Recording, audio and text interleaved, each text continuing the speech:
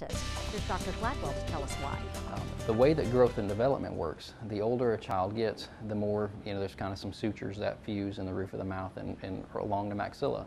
And so the older they get, the tighter those sutures become. And so there's, kind of optimal age range where we can expand that jaw easier than if we wait until, say, 13, 14, 15, where those jaws are kind of, for all practical purposes, grown together a lot tighter and a lot harder to separate. So there's things that can be done at an early age that really make it a lot easier for the patient, make the result a lot better, and kind of make treatment a lot more predictable than if we wait.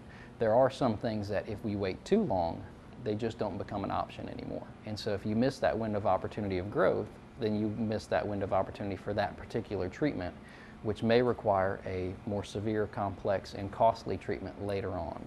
The thing that we get asked every single day, my son or my daughter is 8 years old, why do we need to see an orthodontist?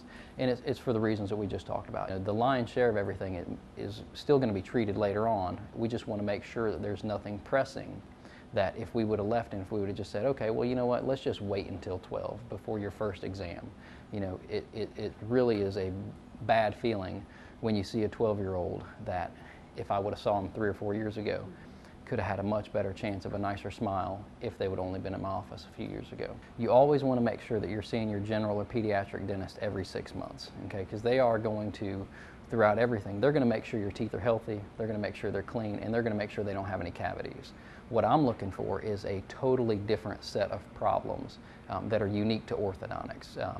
Whereas general dentists focus on kind of everything. They have a very broad, knowledge and a daily activity through, a lot of different procedures. As an orthodontist, I'm a specialist only in braces. Okay, so this is all I do all day, every day. And I look at growth and development.